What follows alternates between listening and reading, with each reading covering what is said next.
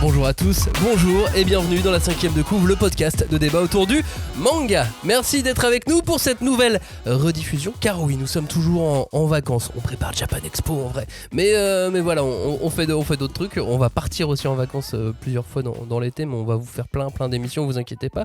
En attendant, on vous propose une rediffusion consacrée au père du manga moderne. J'ai nommé Osamu Tezuka. Gros morceau quand même, hein. 700 œuvres. Je sais pas si vous vous rendez compte à quel point c'est gigantesque. 700 œuvres quoi. D'ailleurs, cette semaine devait sortir enfin, alors qu'il avait été annoncé déjà pour septembre 2019, la réédition d'un de ses mangas majeurs, Phoenix, qui finalement est reporté au mois d'août, avant peut-être d'être reporté ensuite. On croise encore les doigts pour la sortie de Phoenix en France, mais en attendant, on va vous proposer cette rediffusion qu'on avait enregistrée, de cette émission qu'on avait enregistrée au mois de février 2021. Ça va bientôt faire 1 an et demi qu'on a fait cette émission pour essayer de vous faire lire du Tezuka. Voilà donc pour ces raisons-là et parce qu'on aime Osamu Tezuka, on a décidé de vous proposer cette rediffusion, et à l'époque on avait fait donc cette émission Tezuka, par où commencer. C'est parti et c'est dans la 5ème de couve. Très bonne émission. On ne pousse pas, s'il vous plaît. On ne pousse pas, c'est inutile. Le public n'est pas autorisé à assister aux épreuves éliminatoires. Moi, je crois que je pourrais être un très bon ninja. À quoi vous jouez? L'heure est grave, c'est pas le moment de faire les guignols. Mais on n'a rien d'autre à faire, on peut pas sortir. On va leur faire notre attaque secrète, l'attaque de la Tour Eiffel, ils vont rien comprendre. Et il faudra aussi parler des dessins animés, notamment des dessins animés japonais qui sont exécrables, quoi, qui sont terribles. Oh, les bâtards! Oh, this you crazy mother... Bonjour à tous et re-bienvenue dans cette 5ème de couve, l'émission de débat autour d'Osamu Tezuka. Évidemment que nous allons disséquer des PC charcutés et mes façons d'œuvre, en tout cas hashtag 5DC pour réagir à cette émission. Hashtag 5DC, le groupe de débat autour du manga, la 5ème de couve, sur Twitter, sur Instagram, sur Facebook, sur les premiers réseaux sociaux, on va dire. On n'est pas sur les nouveaux, par exemple. Pas sur TikTok encore. On n'est pas sur TikTok, non. On n'est pas sur Discord, on n'est pas sur Snapchat. Non. Voilà, de toute façon on n'est pas très bon donc on ne s'interdit rien, mais pour l'instant on va essayer déjà de maîtriser les anciens. Un minimum, voilà, exactement. Bon, au programme de cette émission, une seule question. Tezuka, par où commencer? On l'a dit, plus de 700 œuvres, 40 ans de carrière, plus de 40 ans de carrière. Cette question elle est donc importante parce que même si le marché manga a grossi là, d'année en année, il est bien gros là. Même si le lectorat est plus mûr, parce que maintenant on est vieux nous par exemple. Ouais. Tout le monde n'a pas lu de manga d'Osamu Tezuka, donc quand on discute avec vous sur les réseaux sociaux notamment, on sent que ça démange un peu. Bah oui. On sent qu'il y a des envies, qu'il y a une volonté, qu'il y a une démarche. Donc voilà, si vous êtes un grand fan de Osamu Tezuka et un grand connaisseur de Tezuka, j'ai un peu peur que cette émission ne vous passionne pas. Voilà, non mais il y a des chances. Après peut-être parce qu'on fait des blagues et que vous aimez nos blagues à ce moment-là, voilà. Mais bon, sinon, on va pas aller dans des passionnantes et folles analyses pointues de l'œuvre d'Osamu Tezuka. On va dans cette heure essayer de débroussailler un peu la bibliographie du dieu du manga. Et puis après, on pourra reveniner dans d'autres émissions sur des choses un petit peu. Exactement, il y aura moyen. Mais voilà, donc on va démarrer par la réponse à la réponse à cette question uniquement. Par où on commence? Par la réponse la plus évidente et la plus mainstream à la fois, par Astro Boy. Par le Tetsuan Atom en version originale, Astro Boy en France, Astro le petit robot pour le dessin animé. Ouais, c'est culte pour les gens qui sont nés dans les années 80, clairement, puisque il y a une de ces séries qui a jamais été vraiment beaucoup diffusée en France. Enfin, en tout cas, nous on est trop. Là, on peut dire qu'on est trop jeune pour l'autre série. Comme quoi, on n'est pas que vieux. Astro Boy, c'est un des premiers shonen façon série de l'histoire du manga, en fait, tout simplement. C'est la première vraie licence manga, dans le sens dans lequel on peut entendre le terme de licence manga aujourd'hui. C'est à la fois sombre. Astro Boy, c'est emballant, il y a un peu de tout dedans. Ça commence par une vision d'un professeur Tenma dévasté par la mort de son fils dans un accident. Ça commence un peu durement. C'est bonjour l'ambiance. C'est ça. Tenma ensuite a l'idée folle de créer un robot à l'image de ce fils et d'en faire une machine assez puissante pour qu'il n'ait plus jamais d'accident.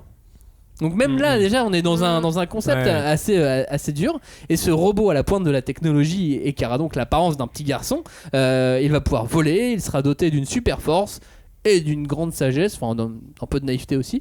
Mais le problème, c'est que ce robot ne peut pas grandir. Non. Donc le papa, qu'est-ce qu'il fait ? Il est pas content, donc il le rejette et Astro se retrouve abandonné dans un cirque. Et c'est super triste le début d'Astro. Et là c'est un autre professeur, Oshanomitsu, qui va l'adopter, et lui c'est un scientifique qui a pour combat d'intégrer les robots dans la société humaine, et donc il le nomme Astro, et il va le traiter, l'éduquer comme un petit garçon normal. Il va notamment lui procurer un environnement familial. Il va faire un papa robot, une maman robot, un frangin robot, une sœur robot, un chien robot, évidemment un chien robot. Et Oshanomitsu fera aussi surtout d'Astro un super héros au service de la justice, de la protection de l'humanité, de la bonne entente entre robots et êtres humains. Et pour moi, c'est la base de l'œuvre de Tezuka, Astro. Alors, c'est pas son premier shonen puisque c'est la joyeuse île au trésor, mais c'est son symbole. Hein. Ouais, c'est le symbole. Ouais. C'est-à-dire que c'est difficile de se dire, de conseiller, de lire du Tezuka sans proposer de s'intéresser à Astro Boy, parce qu'il a passé déjà énormément d'années dessus. Il est revenu énormément sur des chapitres qu'il avait fait, qu'il a redessiné, si bien qu'il y a énormément d'éditions différentes au Japon. En France, on a 2 éditions. C'est un peu complexe parce que la première édition de Glénat, elle est quasiment introuvable. Enfin, elle est vieille et elle est plus du tout en vente, plus commercialisée. Et là, c'est l'histoire entière en 12 tomes, je crois. Et Kana a ressorti une anthologie il y a quelques années, une dizaine d'années.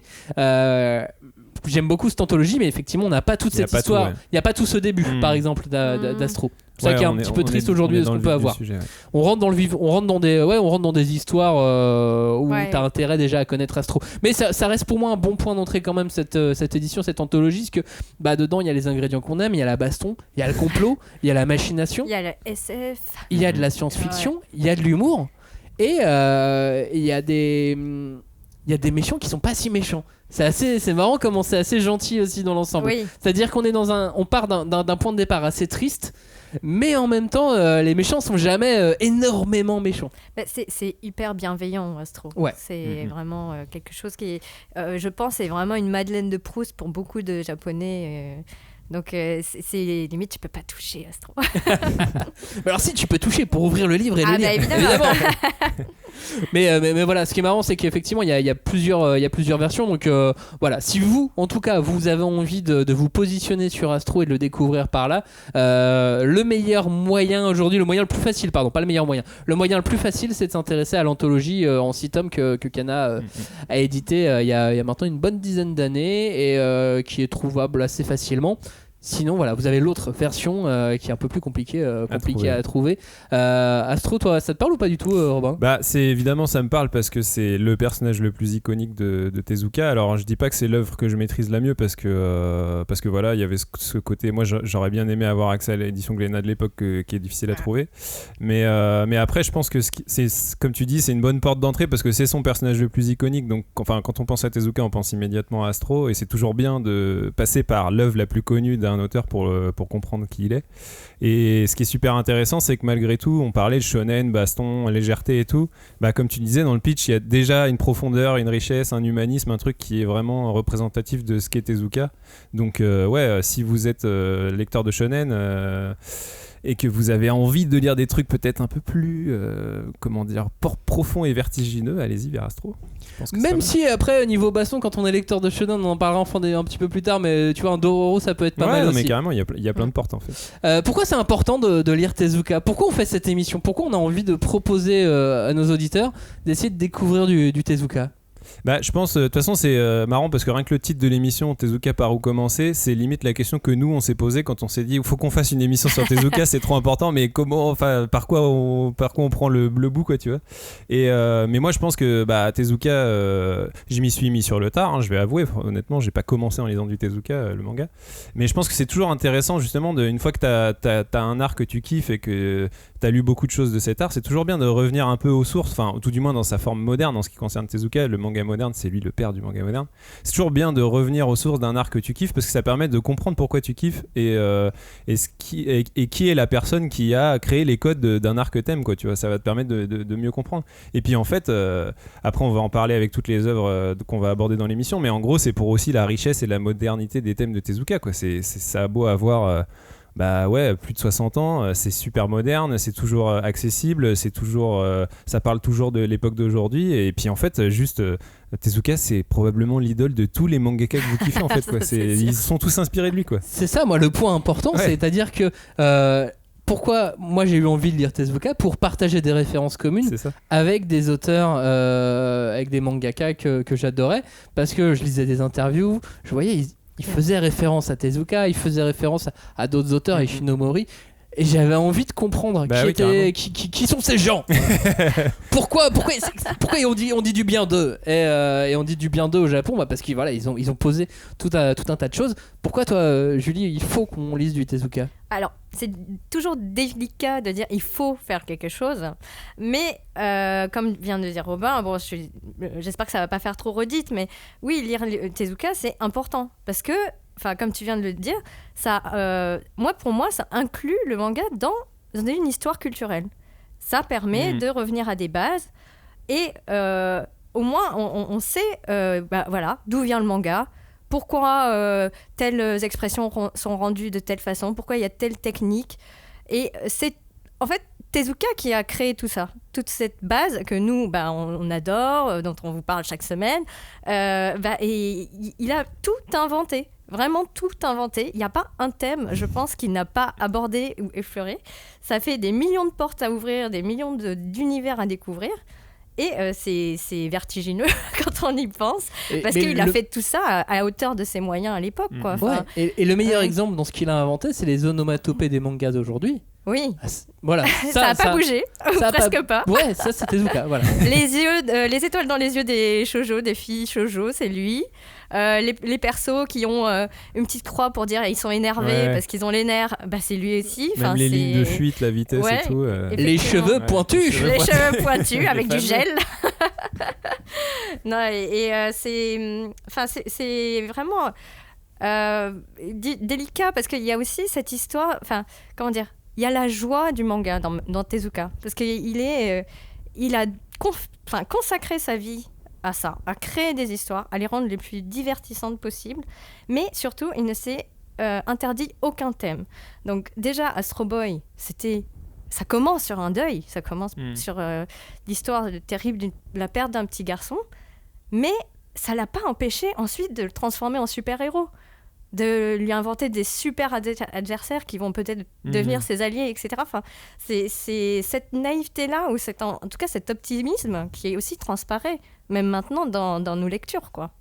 Avant d'avancer un petit peu plus loin sur d'autres titres de Tezuka par lesquels on pourrait commencer, je voulais qu'on revienne légèrement sur la carrière d'Osamu Tezuka. Donc il est né, tu l'as dit tout à l'heure, en 1928 du côté de Osaka. Oui. Et je sais pas si tu te souviens, dans l'émission sur l'histoire du shoujo, on a beaucoup parlé de la revue de Takarazuka, qui est donc une sorte de moulin rouge. Non, pas un moulin. C'est une revue. C'est une revue de danse, oui, voilà. Ouais. C'est des spectacles dansés, chantés, chorégraphiés, entièrement interprétés par des femmes, même si ce sont des personnages masculins, qui sont donc qui ont été créés dans la ville de Takarazuka, où la famille de Tezuka a emménagé quand il devait être tout petit. En tout cas, dès 4 ans, sa mère l'emmenait voir des revues. Bon, c'était peut-être pas très adapté, mais en tout cas, lui, ça lui en a mis plein les yeux, quoi, et ça lui a donné une espèce d'amour du spectacle, de la mise en scène qui est incroyable. Sans compter qu'il allait aussi beaucoup voir le Kamishibai quand il était petit.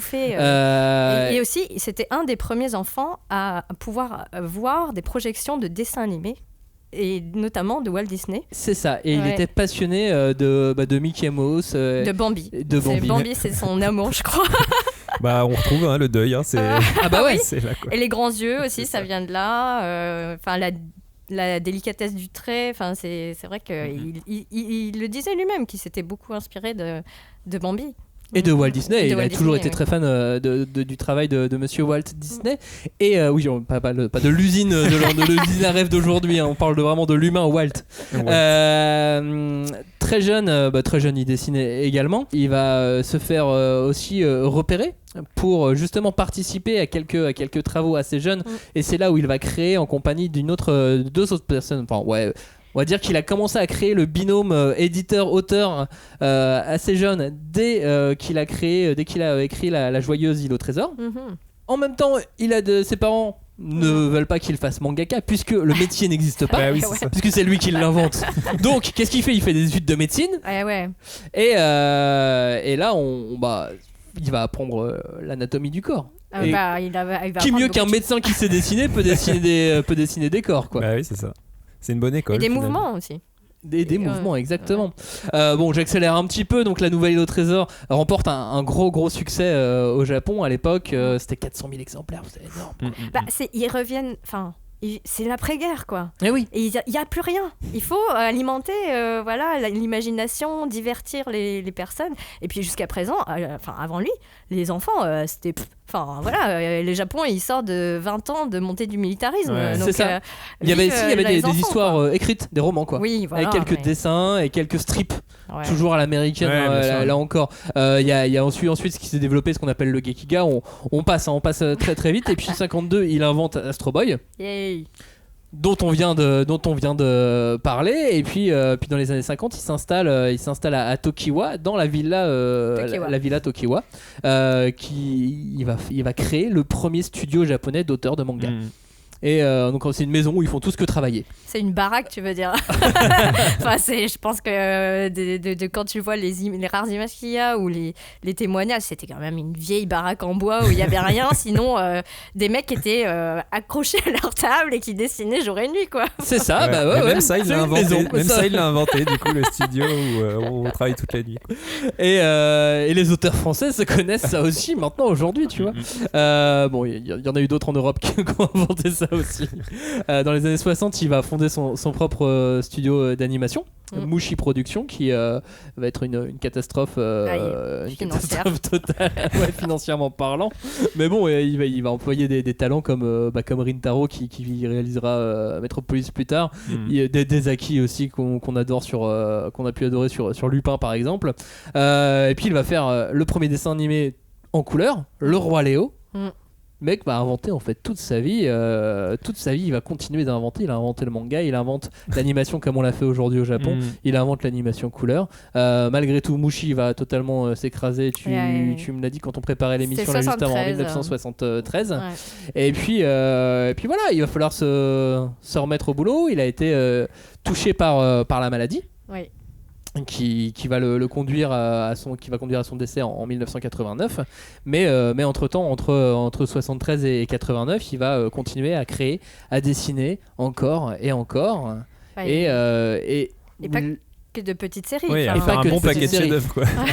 Et ça, on est sur sa partie de fin de carrière, et il va recréer encore des œuvres totalement folles dont on va parler d'ici la fin de l'émission. Et puis il va y avoir le prix Tezuka qui va se créer, et il voit arriver tous ces auteurs au début des années 80 et qu'il va chapeauter d'une certaine manière et encourager parce qu'il a vu arriver les Hojo et autres auteurs du Weekly Shonen Jump qui ont marqué aussi notre jeunesse ensuite à nous. Ouais. Et donc il a chapeauté ces gens-là qui ont aussi créé tout l'imaginaire et tout l'univers qu'on a pu connaître nous notamment à travers le club Dorothée en France quand on était petit. Donc voilà, ou Abdé Tezuka. C'est-à-dire que sans Tezuka, il n'y aurait peut-être pas le club Dorothée qu'on connaît. Vous imaginez ? Peut-être pas tout ce qu'on connaît, quoi. C'est complètement vertigineux. C'est vertigineux. Ouais. Il y a des très bons livres. On va en reparler plus tard pour faire une biographie de Tezuka. Mais voilà, j'ai essayé de la faire en 3 minutes, un peu top chrono. C'était on n'avait pas passé 1 heure sur la biographie de Tezuka. On pourrait y passer 1 heure. Si, on pourrait y passer 1 heure, mais du coup ce serait une autre émission. Exact. Mais en vrai on aimerait bien avoir vos retours. Est-ce que vous avez besoin un petit peu d'en connaître plus ? Est-ce que vous voulez qu'on travaille mieux cette partie-là sur la biographie de Tezuka et qu'on passe 1 heure dessus ? Ou est-ce que vraiment non, vous préférez la lire en bouquin ou lire des trucs sur internet dessus ? Enfin bref, voilà, dites tout ce genre de choses avant qu'on passe la suite de l'émission. Maintenant, et pour parler de la question de cette émission, Tezuka, par où commencer ? Pour toi, c'est pas Astro. C'est les trois C'est Adolphes. les trois Adolphes. Bah, je pense que ouais, c'était un peu la deuxième réponse évidente. Astro, c'est la plus évidente puisque c'est son personnage le plus connu, mais les trois Adolphes, je pense qu'on était un peu tous d'accord aussi pour dire que c'était une autre porte d'entrée évidente. Bon, je vais déjà un peu vous parler de l'histoire puisque peut-être tout le monde ne connaît pas, puisque le but c'est de vous faire découvrir. L'histoire des trois Adolphes, ça commence, on est à Berlin en 1936, Hitler est au pouvoir depuis 3 ans, et on suit Sohei Toge qui est un journaliste sportif japonais qui couvre les Jeux Olympiques de l'époque, que Hitler voulait utiliser pour asseoir sa domination culturelle et de l'Allemagne nazie. Et en fait, en même temps qu'il couvre les JO, il essaie de retrouver son frère Isao qui a disparu et qui lui a laissé des messages un peu inquiétants. Et quand il le retrouve, en fait, ce dernier lui révèle un terrible secret. Il aurait en fait un document qui prouve que Hitler aurait peut-être une ascendance juive. Donc c'est une terrible révélation qui va se solder par l'assassinat de son frère. Et Sohei va après alors se retrouver pris dans une intrigue qui va nous faire voyager à travers le monde et l'histoire, une intrigue au cœur de laquelle va se nouer et se détruire notamment l'amitié entre 2 jeunes Allemands prénommés eux aussi Adolphe. Donc on a Adolf Hitler et 2 jeunes Allemands, Adolphe, qui vont se retrouver pris dans cette histoire. En termes de prépublication, donc c'est une œuvre de la fin de carrière de Tezuka. Ça a été toute fin, ouais. Ouais, toute fin. C'est sa toute dernière série même. Ça a été prépublié entre janvier 83 et mai 85 dans un magazine qui s'appelait le Shuken Bunshun, j'espère que je prononce bien. C'était un hebdomadaire d'actu politique et culturel qui publiait pas de manga habituellement, et donc en fait ça a été publié à raison de 10 pages par semaine. C'est pour ça que sur plus d'une centaine de numéros, enfin ouais c'est ça, et du coup c'est pour ça que ça a été une prépublication assez longue en fait, de 83 à 85 pour finalement une série qui fait 4 tomes. Et ensuite ça a été publié en 4 volumes reliés sortis entre mai 85 et novembre 85, que Tezuka a en fait beaucoup retravaillé puisque comme il y avait eu beaucoup de chapitres dans la prépublication, il a supprimé des pages titres, il les a redessinés, il a redécoupé des séquences pour que ce soit un vrai récit plus fluide à lire, et pour obtenir la version qu'on a eue nous en France chez Tonkam à fin des années 90 et qui depuis a connu plusieurs éditions, dont la dernière très belle Deluxe édition, qui m'a enfin permis de lire la fin, puisque moi j'avais les 3 premiers tomes dans une ancienne édition et je trouvais jamais la fin. Donc, les trois Adolphes, œuvre de fin de carrière. Pourquoi, à ton avis, pourquoi c'est un chef-d'œuvre pour toi ? Qu'est-ce qui fait qu'on doit commencer ? C'est une super porte d'entrée, non pas sa toute première œuvre, mais sa toute dernière. Moi je pense que ce qui est intéressant dans le fait que ce soit une œuvre de fin de carrière, c'est que ça forme vraiment la synthèse de tout ce qu'on aime dans Tezuka. En fait, on a en termes de rythme, de dynamisme, de densité, de profondeur, de complexité et de fluidité du récit, la narration qui est efficace. Il a pu expérimenter plein de trucs dans des séries comme Phoenix dont on parlera plus tard, mais qui était du coup devenait vraiment limite expérimental en termes de narration. Et là en fait dans les trois Adolphes, il arrive à synthétiser ça, à le cadrer dans une forme qui en fait est vraiment ultra efficace et ultra fluide à lire, et en même temps super profonde en termes de thématique, quoi. Ça fera un très bon thriller en série ou... C'est ça, moi en fait je fais souvent le parallèle avec La mort aux trousses de Hitchcock, qui est un peu un film qui a eu le même effet sur moi que Les Trois Adolphes sur le vieux cinéma. Enfin moi, Les Trois Adolphes a fait ça sur le vieux manga entre guillemets. C'est que je me suis dit putain, mais en fait quand c'est bien fait, quand on a affaire à un mec qui est un as de son art, quoi, de sa narration et tout, et en fait t'es pris dans le truc, tu t'arrêtes jamais, et les œuvres en plus sont assez communes parce que c'est des histoires de personnages un peu déracinés qui se retrouvent propulsés dans des intrigues qui les dépassent et tout, et non, vraiment pour moi Les Trois Adolphes c'est à la fois riche, divertissant, bouleversant. C'est vraiment le chef-d'œuvre humaniste de Tezuka. Pour moi c'est la porte d'entrée idéale si on est un lecteur adulte et qu'on a envie de s'intéresser à Tezuka, quoi. L'avantage c'est que le manga est toujours en noir et blanc aujourd'hui, il est toujours pas passé en couleur, contrairement au cinéma, tu vois. C'est ça, oui. C'est vrai que ça c'est un truc qui peut vieillir. D'ailleurs le vieux cinéma en noir et blanc en général vieillit mieux parce que y a un côté graphique et tout, donc c'est vrai qu'il y a ça. Et le manga est toujours en noir et blanc, et les vitres. C'est ça. Il vieillit très bien. Très graphique. C'est ça. C'est ça. Les Trois Adolphes, toi Julie, ça t'a passionné cette œuvre ? Oui, et puis on en avait un peu parlé, ou même assez longuement parlé dans notre émission sur le nazisme traité dans le manga, et c'est une œuvre qui s'y prête tout à fait. Moi, je trouve que c'est vraiment formidable qu'il ait réussi à faire ça à la fin de sa carrière. Vraiment, il était déjà très malade. Et c'est le manga qui condense effectivement tout ce qu'il a pu vivre, lui, en tant que jeune japonais pendant la guerre. Parce qu'il a vécu dans une famille qui était proche ils étaient assez bien établis, quoi. C'était des notaires, ils avaient des relations avec des personnes qui étaient dans l'armée. Et je pense que lui-même a vu vraiment, avec ses yeux d'enfant, des choses horribles de voir les adultes perdre les pédales à cause de la politique et de cette montée de la violence dans la société.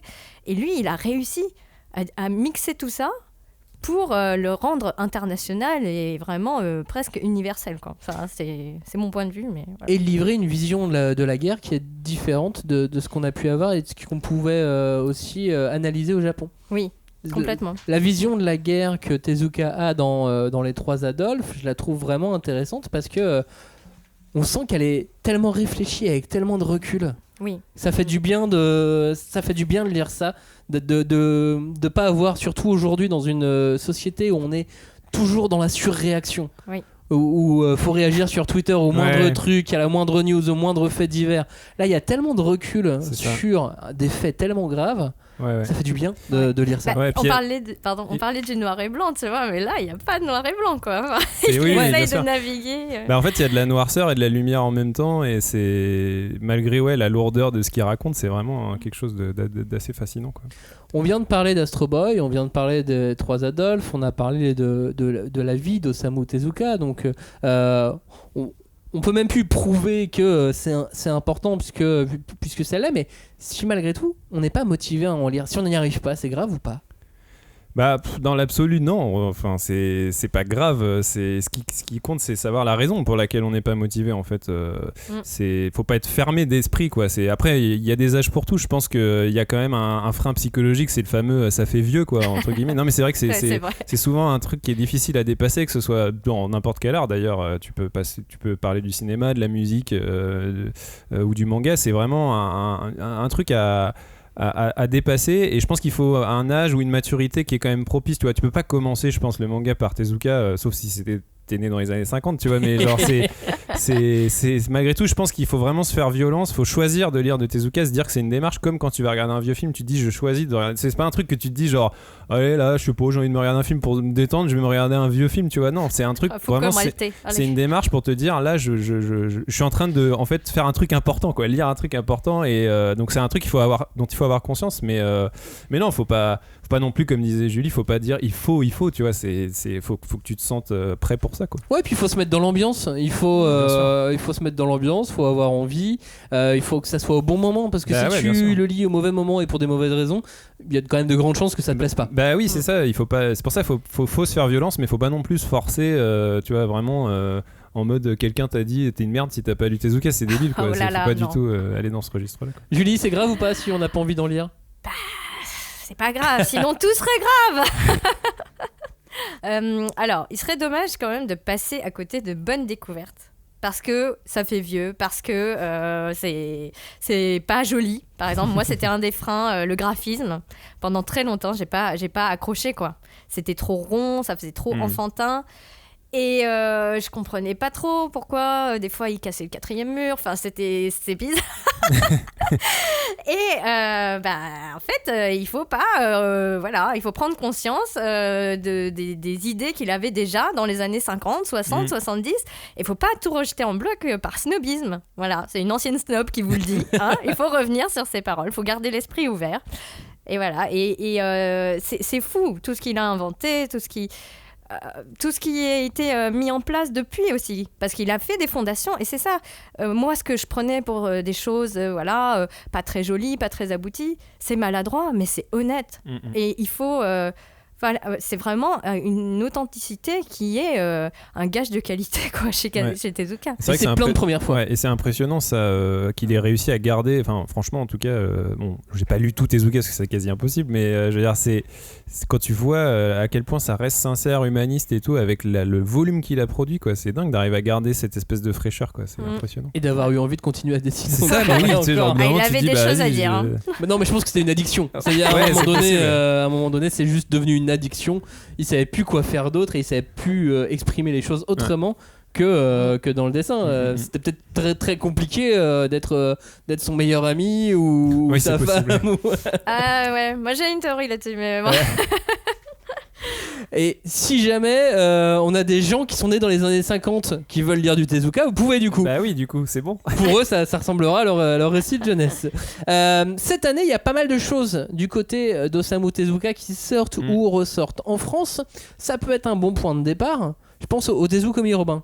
Bah oui, Tezukomi, on en a vraiment très rapidement parlé dans l'émission sur la Quelle Star du manga en 2021. En gros, Tezukomi, c'est un magazine, je crois, enfin ils appellent ça un magazine, mais en gros c'est un collectif d'histoires courtes d'hommage au dieu du manga, donc par des auteurs contemporains internationaux, et on a vraiment un casting assez cool parce qu'on peut avoir à la fois du Kaneko, du Atsuko, du Renaud Lemaire qu'on a reçu et du Renaud ici. Lemaire. En fait, on a des Français, on a Jean-David Morvan, on a Renaud Lemaire, on a Victor Santos qui fait du comics, Bertrand Gatignol qui fait notamment Les Ogres Dieux et tout, qui est une série incroyable en BD franco-belge. Enfin bref, il y a vraiment un super casting. Ça peut être aussi peut-être une porte d'entrée de justement, si vous êtes lecteur de franco-belge et que vous avez des auteurs franco-belges que vous kiffez qui font du Tezuka, allez-y, regardez, puis peut-être que ça va vous ouvrir une porte vers puis un même monde merveilleux. En manga, je pense que pas mal de fans de Dreamland ou de Save Me Pity, puisque les Aventes aussi est dedans, seraient ravis de découvrir Tezuka aussi de cette façon. C'est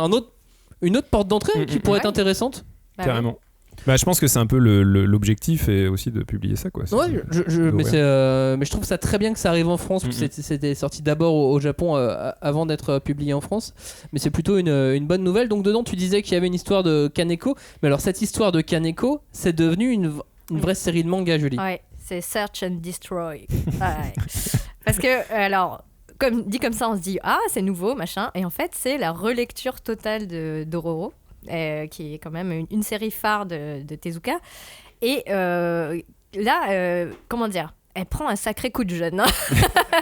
Et moi, j'ai pu lire le tome 1 et c'est super parce qu'au début, je me suis dit comment il va faire, est-ce qu'il va garder la trame principale et tout. Et là, Dororo à la base, c'est des samouraïs, c'est le Japon féodal. Et là, on se retrouve dans une espèce de monde post-apocalyptique soviétique. Il y a de la neige, il y a des androïdes et des robots et c'est vraiment incroyable la façon de pareil, Kaneko il y allait frontalement quoi à sa façon et sans faire trop dans la dentelle, mais en même temps moi j'ai bien aimé aussi voir que ça lui avait permis à Kaneko de réfléchir sur son trait, parce que j'ai trouvé que c'était il y avait encore autre chose qui se passait dans son art à lui, tu vois, le fait de retravailler peut-être sur des vieilles séries comme ça, c'est super intéressant. Ça a pu lui permettre d'évoluer. Donc du coup, si vous aviez adoré notre émission sur Kaneko parce que vous adorez Kaneko, vous pouvez donc foncer sur Search and Destroy qui sort là en ce début d'année aux éditions Delcourt Tonkam. Qu'est-ce qu'on a d'autre? On a un livre qui n'est pas un manga. Ouais, on a les leçons particulières d'Osamu Tezuka paru chez Piquier, réédité en poche chez Piquier il y a cette année là. Et donc là, on n'est pas du tout sur du manga, on est sur une méthode sur comment faire. Apprenez à faire du manga avec le plus grand auteur de manga de tous les temps. C'est quand même une belle promesse. Donc après, là on est vraiment sur le maître Tezuka qui vous donne des leçons sur comment parfaire votre art, comment vous décomplexer aussi sur plein de trucs, et justement avec cette fraîcheur et cette sincérité dont on parlait, quoi. Il y a vraiment ce truc. C'est ça qui est frappant chez Tezuka, et ça se voit aussi dans les amitiés qu'il avait avec des auteurs franco-belges et tout. C'est que tu sens que c'était un mec qui était ouvert d'esprit, quoi, qui avait vraiment envie de partager sa passion et tout, et ça se ressent dans un bouquin comme ça, quoi. Et les leçons particulières, moi j'avais acheté la première édition il y a 2 ans, on m'avait offert il y a 1 an et demi la première édition, et je dessine extrêmement mal. et je dessine mal, et en plus j'aime pas spécialement ça. Et alors, juste en le lisant, ça m'a tellement donné envie. C'est incroyable. Je trouve ça fou. Mais quelle bienveillance. C'est ça. Qu'est-ce qu'on a d'autre chez Isan Manga, Julie, on a d'autres titres qui vont arriver, 2 nouveaux titres cette année. Oui, alors il y a Microid S, donc chez Fuji Manga, c'est le label de Isan Manga, nouveau label. Et on a également Ambassador Magma. Et donc Microïd S, et ça raconte donc une histoire de science-fiction. Donc c'est plutôt fin de carrière C'est également. le Ant-Man de Tezuka. Ouais, un petit peu, parce que ce qu'on n'a pas dit, c'est qu'effectivement, il avait plein de passions. Et Osamu Tezuka, dans son nom, il y a une référence aux insectes, parce qu'il adorait l'entomologie, et collectionner et étudier les insectes, etc. Et donc là, il s'en est servi pour créer une histoire où il y aurait donc des gidrons, donc ce seraient des espèces de petits extraterrestres qui vivraient sous la Terre et qui projettent d'envahir le monde des humains. Et parmi ces gidrons, il y a également des microïdes qui sont donc les esclaves des gidrons et qui veulent se ranger du côté des humains. Alors voilà, c'est le début d'une histoire comme ça en 2 volumes. Et pour le ambassadeur Magma, Voilà, c'est ma question. C'est aussi du shonen SF, mais plus porté sur des robots avec une invasion extraterrestre et comment dire, il y a un très vilain parce que bon, c'est c'est assez pour les enfants, je pense quand même, et qui montre l'étendue de ses pouvoirs en ramenant une famille plusieurs milliers d'années en arrière. Et donc, il va y avoir le robot du futur, ambassadeur Magma, qui va venir au secours des humains. Donc, ça va être la lutte entre les deux entités extraterrestres et robots, quoi. Sur les quelques planches visuelles que j'en ai vues, donc c'est-à-dire pas grand-chose, ça m'a fait penser quand même à Prince Norman et à Chaos. Oui. Ouais, dans cet esprit-là, mais je n'en sais pas plus. Mais je trouve que tu vois aussi l'influence des premières séries de Ishinomori, des Sentai qui commencent à se développer avec des tenues, des uniformes. C'est plus trop la SF de Astro, en fait. Ça a un peu évolué, quoi. Ouais. Toujours chez Delcourt Tonkam, Robin, il y a 3 sorties même. Il y en a une dont on va parler un petit peu à part avec toi, Julie. Robin, on a quoi? On a Dororo, donc l'édition Dororo. Oui, l'édition Prestige cartonnée. Donc c'était série en 4 volumes. Là, c'est en 2 gros pavés pour découvrir le Dororo Tezuka en parallèle du Search and Destroy de Kaneko. C'est cool. Elle est belle. Et on a aussi un autre titre issu du Tezukomi, si je dis pas de bêtises. Oui, c'est Ayako, l'enfant de la nuit. Donc c'était dans la liste des auteurs, il y avait donc Kubukurin, auteur que moi je connais pas, mais qui du coup propose une transposition de l'œuvre sombre de Tezuka, donc Ayako, qui était sortie il y a 2 ans en édition Prestige aussi. Donc c'est une transposition de cette œuvre dans des temps modernes avec un peu un soupçon d'ecchi et de dessin un peu sexy. Alors moi, j'avoue que les pages, c'est pas trop mon délire, mais après voilà, ça peut être une manière de découvrir cette œuvre dans des temps modernes, parce que c'est vrai qu'à Ayako, il y avait une vraie dimension sociétale qui parlait vraiment de la société japonaise de l'époque et tout, et du coup là peut-être que la retransposer dans notre époque actuelle, c'est aussi une manière de redonner du souffle à cette œuvre et puis de lui redonner de la pertinence aussi, quoi. Et donc normalement cette année, toujours chez Delcourt Tonkam, on parlera un petit peu plus largement de l'œuvre dans quelques instants, mais il y a aussi normalement la réédition de Phoenix qui doit arriver cette année, Julie. Oh là là. Ouais, parce que Phoenix, c'est la fresque historique. Ouais. Bon, après, il en a fait plusieurs, c'est vrai, mais c'est une œuvre qu'il a débuté donc en 68 pour la terminer en 88. C'est voilà. C'est du long cours. Ouais, et donc il a fait une comment dire. Enfin, en plus, je dois prendre en compte le fait que, ça, je vous parle des volumes reliés, mais pour la prépublication, il a commencé déjà dans les années 50, en 54. Donc, c'est incroyable, et c'est vraiment une série, tout à l'heure, tu l'as un peu évoqué, à concept. Parce que chaque tome est indépendant. Bah, on va en parler dans un instant. On développera. On va développer. Pour l'instant, c'est prévu pour la fin d'année. Ça aurait dû sortir au mois de mars. Ça a été repoussé pour diverses raisons à la fin de l'année. Donc on va voir. On va voir, mais on espère l'avoir cette année pour Noël, Phoenix. Tezuka revisité, on en parlait avec Kaneko. Tezuka revisité, on en parlait avec Kubukurin pour Ayako, l'enfant de la nuit. Et il y a d'autres Tezuka revisités qui existent depuis un moment. Oui. J'ai nommé Pluto de Urasawa, évidemment. Bah, c'est un peu lui qui a ouvert la voie, j'ai l'impression. En tout cas pour les auteurs de sa génération. Ouais, je sais pas. Je sais pas, non. Parce que... Je sais pas, je pense à Demons aussi, tu vois. Ah oui. Est-ce que c'est pas... Ouais.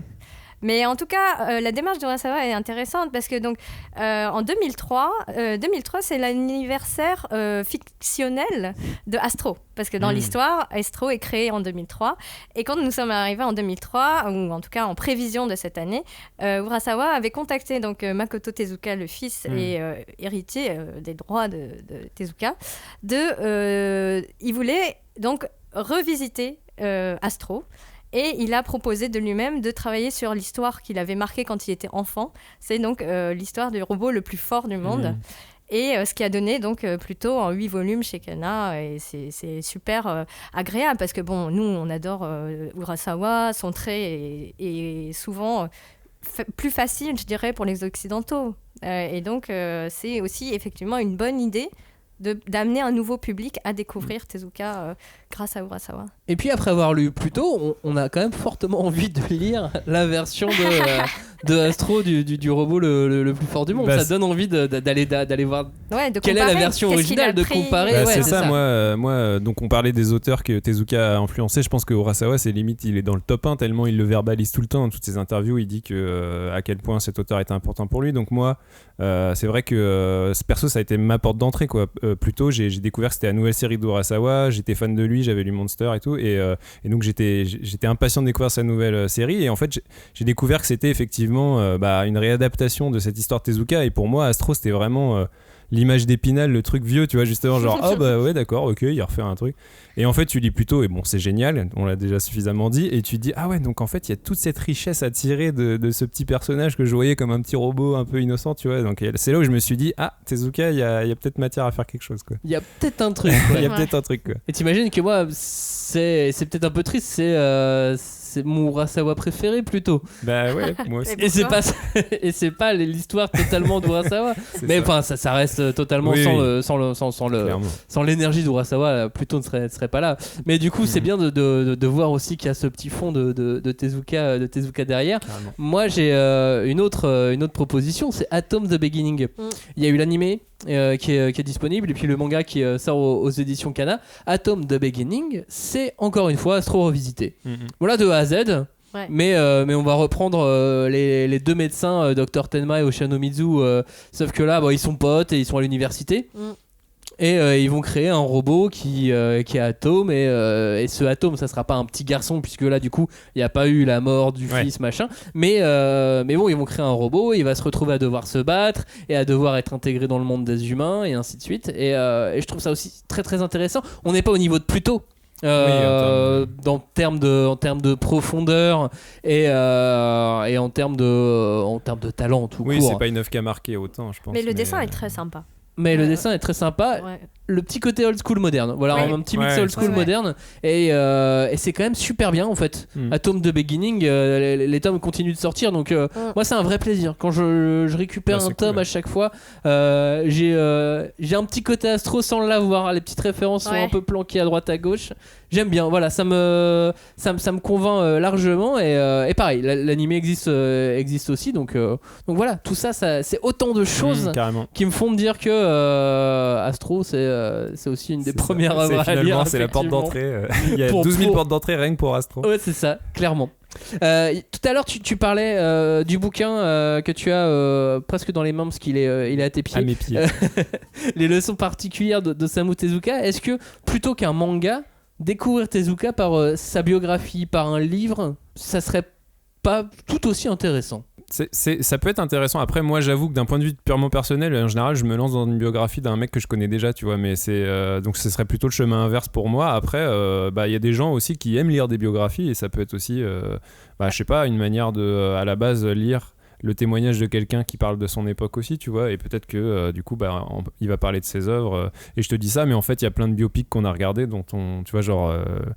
Comment dire, le truc sur le mec qui a inventé l'ordinateur, tu vois, j'étais pas spécialement passionné par lui, et en fait il y a eu un film sur lui, je me dis tiens, c'est vachement intéressant. Elton John, j'étais passionné par Elton John, ça marche pas, mais non, mais c'est vrai que ça peut après un biopic sur Tezuka, tu vois un mec qui gratte sur sa table, enfin bon, c'est un peu, c'est vrai qu'en film ça serait un peu moins passionnant, mais non, mais une biographie, un bouquin, toi Julie, ça te tirait de commencer de découvrir un artiste par sa vie? Comme il a fait tellement de choses, 700 on vous le rappelle, Moi, j'étais pas au courant qu'il avait lui-même mis en œuvre, mis en image une partie de sa vie, notamment de sa vie de famille. Et maintenant, j'aimerais beaucoup lire ça.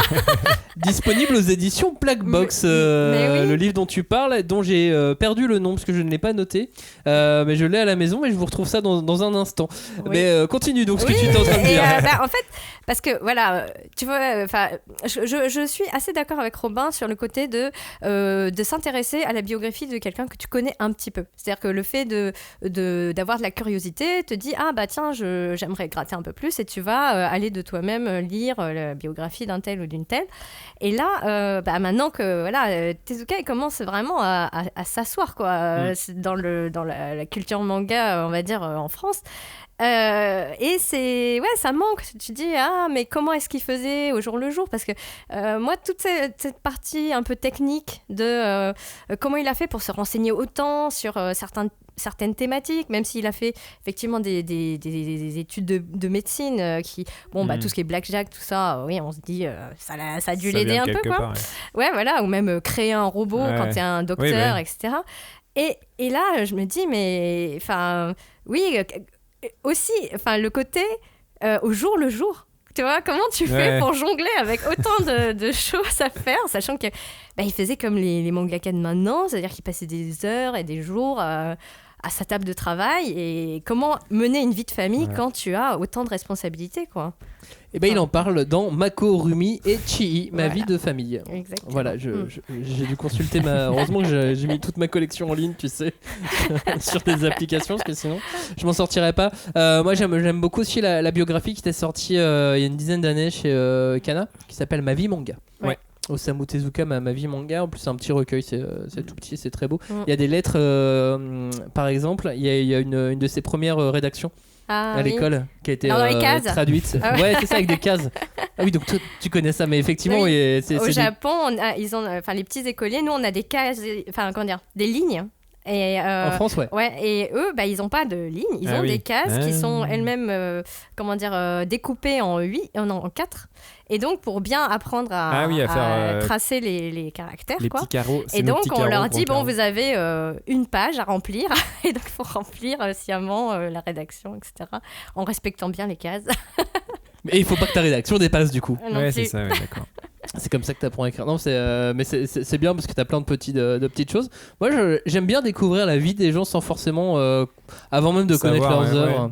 Il y a plein de choses comme ça qui me passionnent. Tu vois, Howard Hughes, avant de voir le film avec Leonardo DiCaprio, avant de voir Aviator, je m'étais jamais intéressé spécialement à Howard Hughes et ils ont réussi à me passionner avec ce film, et ça m'arrive tout autant de découvrir des bouquins, ou même de découvrir des choses juste en surfant sur internet et en découvrant des choses dont je n'avais jamais entendu parler, et de me taper 3 pages d'internet à découvrir une chose en me disant ça a l'air génial. Puis ensuite du coup je vais voir, lire et ainsi de suite. Avec Tezuka t'as pas fini hein. Sur Tezuka c'est clair. Même sur internet, il y a tellement de choses sur internet aujourd'hui sur Tezuka. Vous avez à boire et à manger. En revanche il y a des légendes urbaines aussi. Il y a faut trier, c'est internet quoi. C'est ça. Et il y a aussi sur internet beaucoup de dessins animés de Osamu Tezuka. Commencer Tezuka par l'animation, ça peut aussi marcher, non? C'est comme ça qu'on l'a fait finalement. Il y a plein de gens qui l'ont fait. Puisque moi, mon dessin animé préféré quand j'étais petit, c'était Le Roi Léo.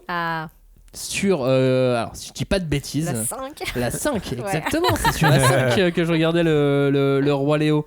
Toi Robin, si tu connais le Roi Léo, c'est plus aussi par son parallèle. C'est par Disney, oui. Que je connais le Roi Léo, parce que on est d'accord que le Roi Léo c'est un plagiat du Roi Léo, même si Tezuka n'a jamais vraiment certifié ça. Mais bon, c'est vrai que c'est 2 œuvres qui sont très très proches quoi. Après moi, je suis pas un énorme consommateur d'animation, donc je pense que oui, de toute façon, ça a été une porte d'entrée l'animation pour plein de gens pour l'œuvre de Tezuka. Moi c'est pas mon cas, mais je pense qu'il y a tellement de richesse à ce niveau-là aussi que carrément quoi.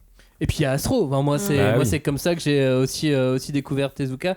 Astro avant le manga, il y avait le dessin animé Astro qui qu'on pouvait voir en France à la télévision. Astro le petit robot avec le générique. Oui, c'est Astro le petit robot. En fait, ça me fait rire parce que ça me fait penser, tu sais, Cagnard il dit toujours ma maman a regardé des dessins animés avec moi. Et ben moi là pour le coup, tu vois, c'est ma maman qui avait Oui, mais un tu jour... regardais pas Ken le survivant. Non, mais je regardais Astro et elle avait dit mais il passe Astro en France, ouais, c'était super.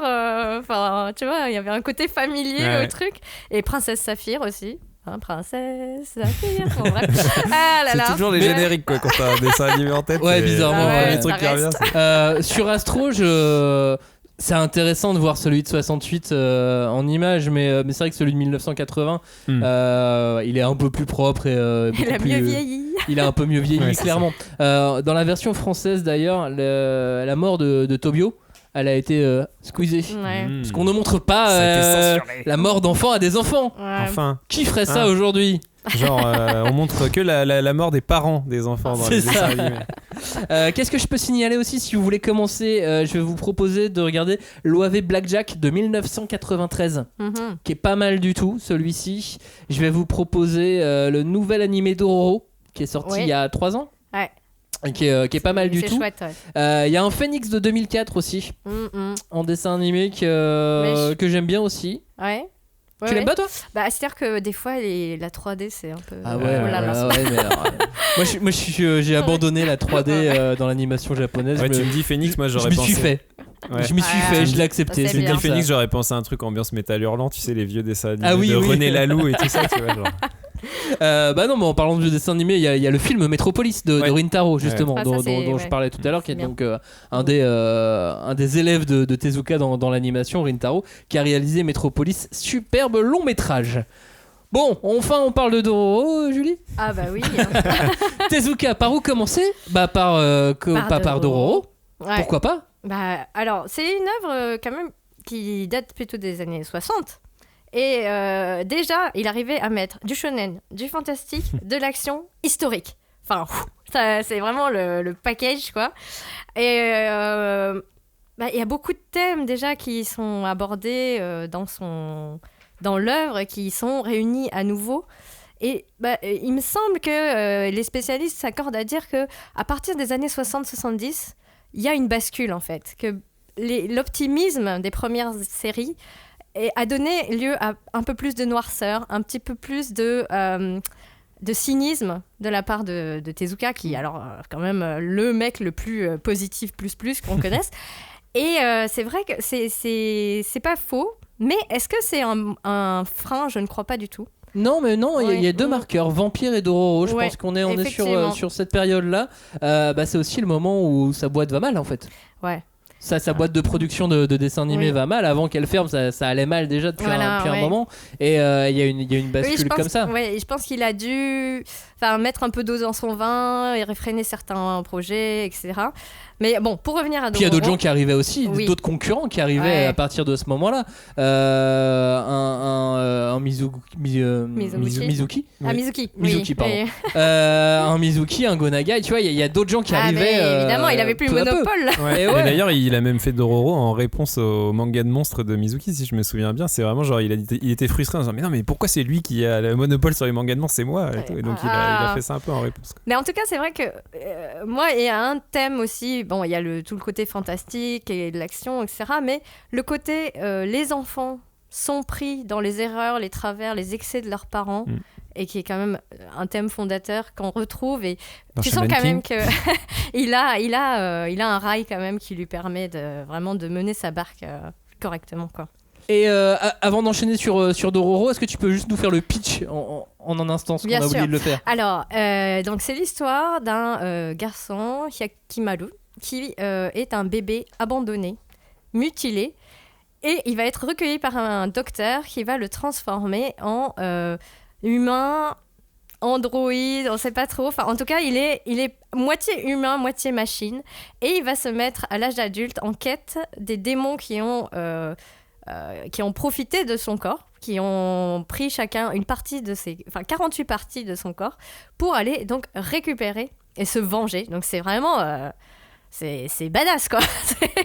Et en cours de route, Hyakimaru va tomber sur un petit garçon abandonné lui aussi, livré à lui-même, et qui se proclame très crânement roi des voleurs, du haut de ses, 10 ans, quoi. Et c'est Dororo. Et donc, tous les deux, ils vont accomplir cette quête de retrouver le corps de Hyakimaru et aller botter le cul à tous ces démons. À ces 48 démons. Ce qui est marrant dans Dororo, comme dans beaucoup d'œuvres de Tezuka, c'est qu'il y a à la fois une fin, pas de fin, plusieurs fins. Ouais. Mais ça, je sais pas, c'est comment il a réussi à faire ça, quoi. Mais c'est. Mais il avait un truc avec les fins, il avait un problème, clairement. Des fois, oui, il les refaisait aussi quand il était Yako, il y a 2 fins différentes. Saphir, il y en a 3. Bon, Saphir, il y en a 3. Enfin, non, mais il a un truc, il propose, tu sais, il voulait pas décevoir le public. Lui-même, il revenait sur ces trucs. C'est ça, il fait, non, moi ça me plaisait pas, je voulais faire autrement. Oui, parce que non content de faire 700 œuvres, et il les refaisait en plus, quoi. Derrière. Oui, oui, bien évidemment. La Joyeuse île, le trésor, il l'a refait au moins 2 fois, je crois. Entièrement. Je dis pas. Il a pas retouché, il a refait entièrement. Enfin, il l'avait en tête, il la connaissait par cœur. Je le refais, c'est bon.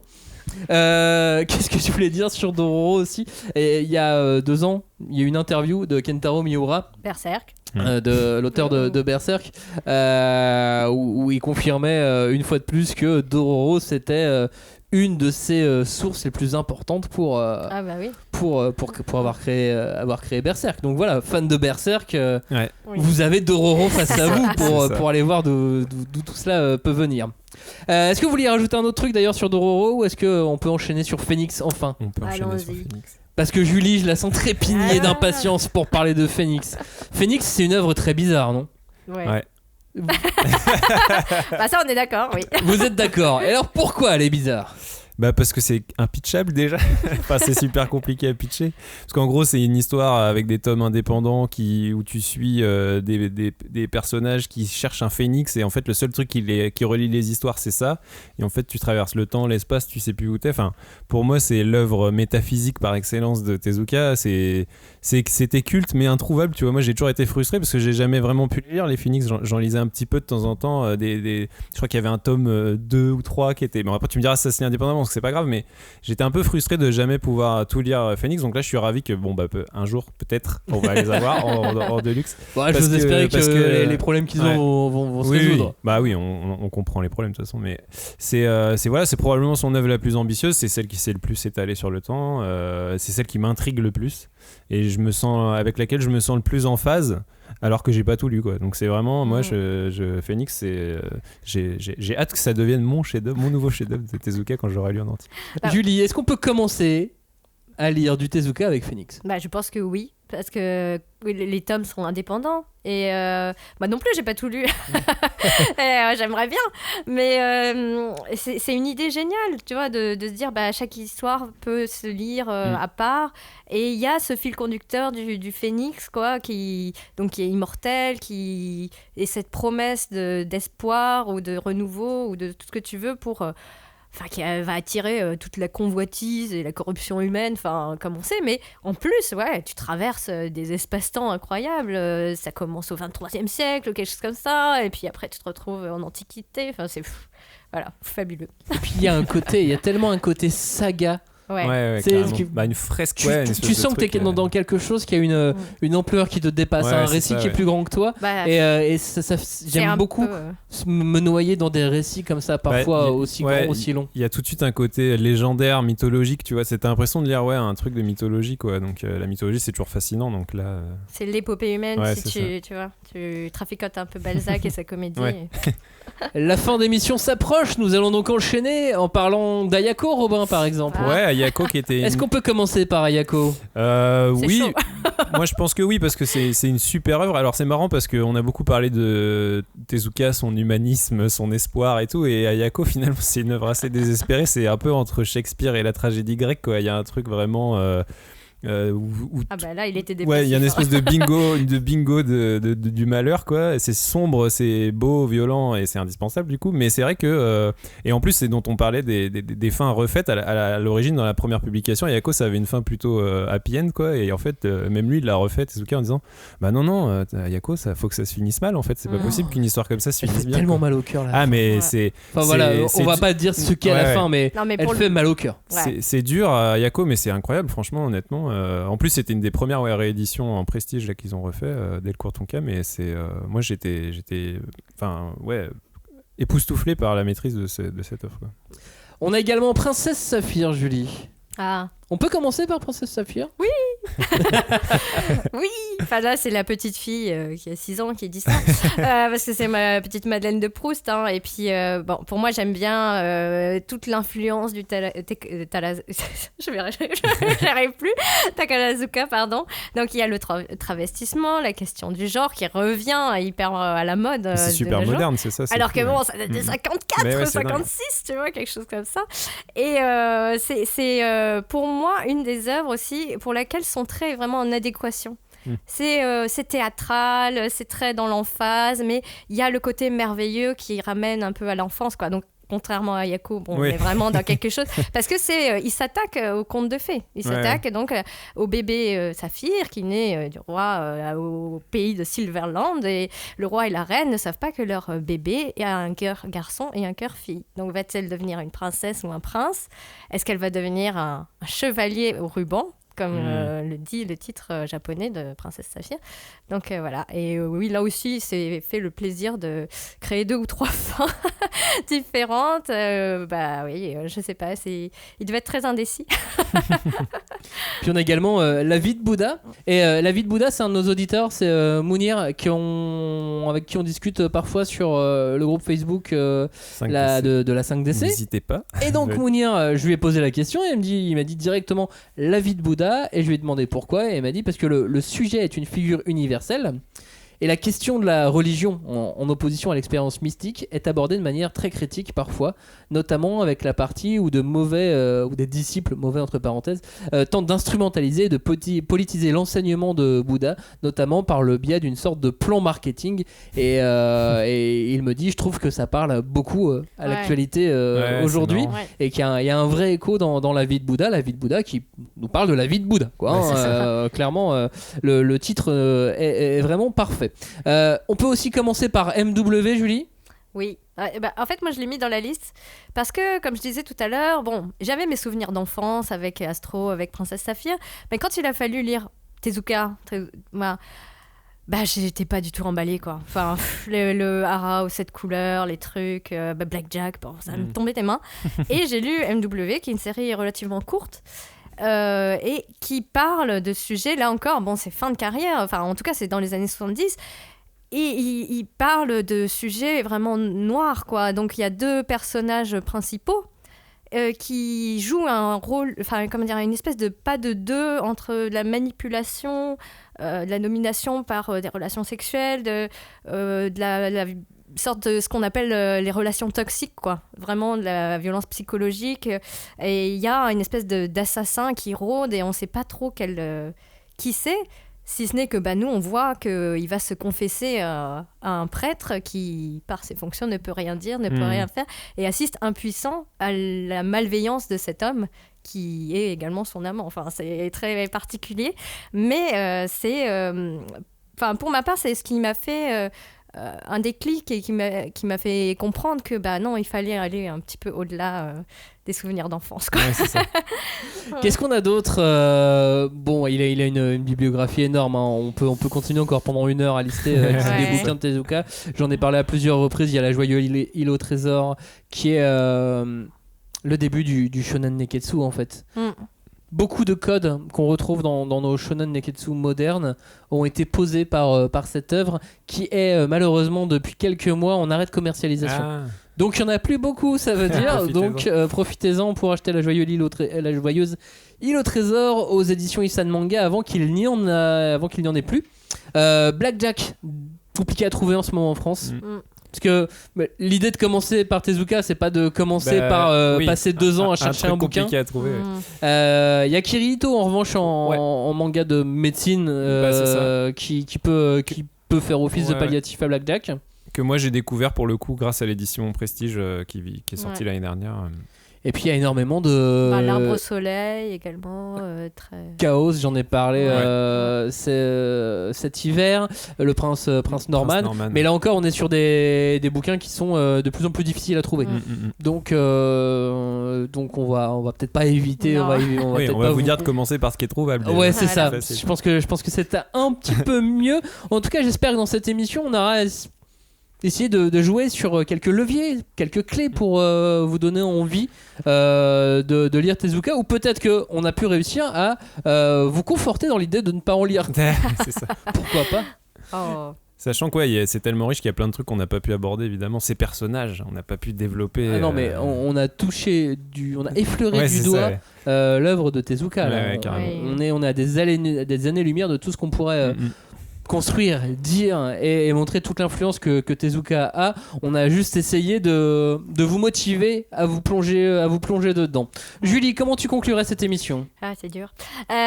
Écoutez, moi j'avais jamais trop réfléchi à l'ensemble de son œuvre et comment l'aborder, si ce n'est que c'est une montagne qui a l'air très haute et très escarpée, quoi. Mais il y a des chemins. Et faut avoir confiance en l'auteur. Parce que finalement, tout ce qui en ressort, même quand c'est des récits très sombres ou qui peuvent au contraire paraître artificiellement joyeux, c'est donc une personne qui a décidé un jour de montrer le monde tel qu'il était, avec les bons côtés, avec les mauvais, voire très très mauvais côtés. Et il a fait en sorte de le mettre en image, que ça soit sur du papier, sur de la pellicule, pour le montrer à ses frères humains et leur dire bon voilà ce qu'on est, et est-ce qu'on n'essaierait pas de devenir mieux que ça, voilà. Et donc il y a ce côté très, faut peut-être accepter de lui donner la main et de faire le chemin avec lui, quoi. Robin, comment conclurais-tu cette émission sur ce conseil, sur le début de Tezuka, sur le début de toi en tant que lecteur avec Tezuka? Je pense que l'œuvre on l'a suffisamment dit, l'œuvre de Tezuka elle est si riche qu'on va forcément trouver une porte pour y entrer, et je trouve qu'aujourd'hui on a une chance immense quand même, c'est d'avoir enfin une offre en France à la hauteur de l'œuvre de cet auteur qui est énorme. Genre quand on parlait de l'émission 2021 qui est la star de 2021, j'ai limite l'impression que c'est Tezuka la star de 2021 tellement il y a une actu sur lui, sur les publications, que ce soit des adaptations, des rééditions et tout. Donc là on a vraiment, je trouve, accès à une offre qui est super riche, et en même temps dans plein de formes différentes, avec qui est au service de justement tous les genres de récits qu'il a pu aborder. Et donc pour moi on a une année où en fait c'est limite l'occasion parfaite pour s'y mettre. Donc je pense que toutes les portes d'entrée qu'on vous a données, elles sont accessibles, et c'est ça qui est cool, quoi. Et pour moi qui suis collectionneur en plus, le tezukisme est un truc très, très agréable, figurez-vous. En ce moment, là, tu te fais plaisir. Parce que là, on peut avoir des œuvres nouvelles. Du coup, les autres revendent les anciennes qu'on peut aussi racheter. Enfin, tu vois. Ouais. Il y a bon business, quoi. C'est le bon moment pour acquérir et se faire une petite bibliothèque Tezuka. Et puis c'est le bon moment parce que avec tout ce qui sort, avec toutes les nouveautés, j'ai aussi peur que, non pas qu'on sature le marché est déjà à saturation, que ce soit au Japon ou en France, mais il y a toujours plus de lecteurs, et en tout cas toujours plus de mangas vendus chaque année. Mais j'ai peur que pour certains lecteurs qui suivent le marché depuis longtemps, on arrive à un moment une période d'overdose aussi. Tu as trop de nouveautés, trop de hits qui s'enchaînent. Et face à l'overdose, valeur sûre, revenir aux bases. Tezuka, et c'est aussi pour ça que les ventes des rééditions de Tezuka sont bonnes. Sont très bonnes. Merci d'avoir participé à cette émission. Merci. C'était cool. On vous dit à la semaine prochaine pour parler, alors là, de toute autre chose. On va parler d'Alice in Borderland. Ah oui. Rien à voir. Voilà, il n'y a absolument rien à voir. Quelle porte d'entrée du coup? La porte d'entrée, peut-être de Netflix, peut-être du libraire, ou peut-être pas du tout. Merci de nous avoir écoutés. On vous dit à bientôt. Ciao, salut. Yes, merci.